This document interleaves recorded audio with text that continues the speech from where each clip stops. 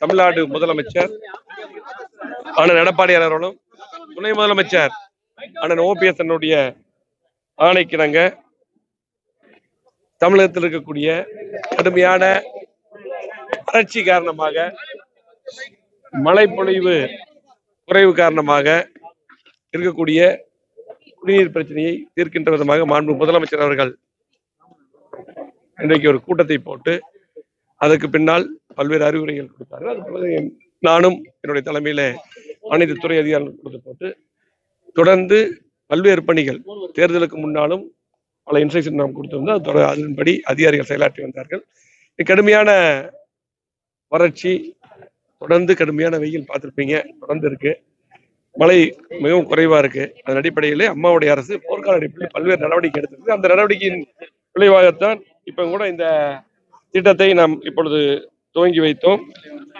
இந்த திட்டத்தை பொறுத்தளவுக்கு சிட்லம்பாக்கம் மற்றும் மாடம்பாக்கம் பேரூராட்சிகளில் கோடைக்கால பொதுமக்களின் குடிநீர் தேவையை பூர்த்தி செய்யும் வகையில் மாடம்பாக்கம் ஏரியினை நீராதாரமாக கொண்டு அங்கு 5 கிணறுகள், 1 லட்சம் லிட்டர் கொள்ளளவு கொண்ட தரைமட்ட நீர்த்தேக்க தொட்டி 1, 2 லட்சம் லிட்டர் கொள்ளளவு கொண்ட மேல்நிலை நீர்த்தேக்க தொட்டி 1, பைப்லைன் விரிவாக்க பணிகள். அதே போல இதற்காக அம்மாவுடைய அரசு முதலமைச்சர் உத்தரவுக்கிணங்க 3 கோடி ரூபாய் நிதி ஒதுக்கீடு செய்து இன்றைக்கு திட்டத்தின் மூலம் 20 லட்சம் லிட்டர் குடிநீர் கிடைக்க பெறுகிறது. அதை ஓபன் பண்ணி வச்சோம். 4 லட்சம் லிட்டர் குடிநீர் மாடம்பாக்கம் பேரூராட்சிக்கும், 16 லட்சம் லிட்டர் குடிநீர் சிட்லம்பாக்கம் பேரூராட்சிக்கும் கிடைக்கும். இதனால் 5700 குடும்பங்களை உள்ளடக்கிய 23,000 மக்கள் இதனால் பயன்பெறுவார்கள். அந்த திட்டத்தை இப்ப நம்ம திறந்து வச்சிருக்கிறோம்.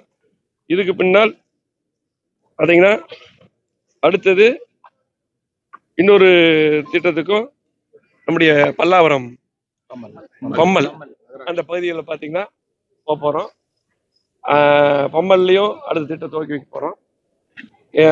இன்றைக்கு இதுவேல் பல்வேறு திட்டங்கள் சமீபத்தில் கூட நாங்கள் செய்தியாளர் சந்திப்பில் சொன்னோம்.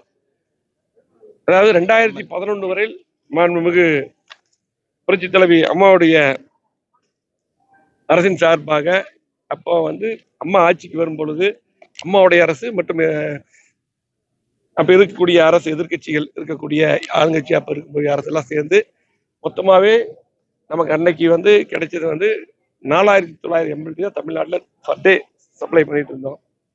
எல்லா சோர்சஸ் மூலியமா, எல்லா டிபார்ட்மெண்ட் மூலியமா. இன்னைக்கு மாண்பு புரட்சித்துறை அம்மா அவர்கள் எடுத்த நடவடிக்கை, மாண்பு தமிழ்நாடு முதலமைச்சர், துணை முதலமைச்சர், எங்களுடைய உள்ளாட்சித்துறை எடுத்த நடவடிக்கையின் காரணமாக 2400 எம்எல்டி கூடுதலாக இன்றைக்கு சப்ளை பண்ணிட்டு இருக்கிறோம். கிட்டத்தட்ட கணக்கு பார்த்தா 7300 எம்எல்டி பக்கமா நம்ம சப்ளை பண்ணிட்டு இருக்கிறோம் பர் டே. இன்றைக்கு நமக்கு எல்லா பக்கம் அங்கங்க குடிநீர் பிரச்சனை borewell water, ground level water எல்லா பக்கம் குறைஞ்சிருச்சு.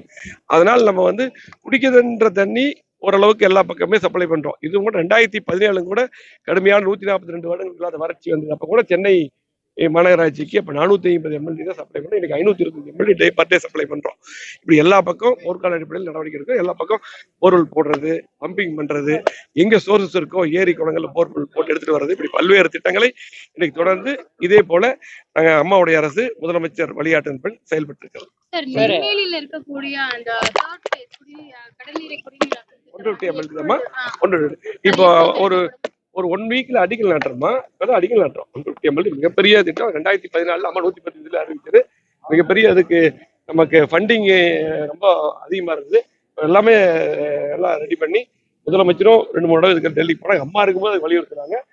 150 அடுத்தது 400 எம்எல்டி அதுக்கும் ரெடி பண்றோம். இதெல்லாம் நாங்க கொண்டு முழுமையா கொண்டு வரும்போது சென்னை சுற்றி இருக்கக்கூடிய எல்லாம் நகராட்சிகள் எல்லாம் குடிநீர் பிரச்சனை முழுமையா இருக்காது. அதுக்கு முழுமையா நடவடிக்கை எடுக்கும். நன்றி. அது எல்லாமே பண்ண ஆரம்பிச்சாச்சுமா. அன்னைக்கு சொன்னோம்ல, அது ஆல்ரெடி எல்லாமே அந்த ப்ராசஸ் ஆரம்பிச்சாச்சு.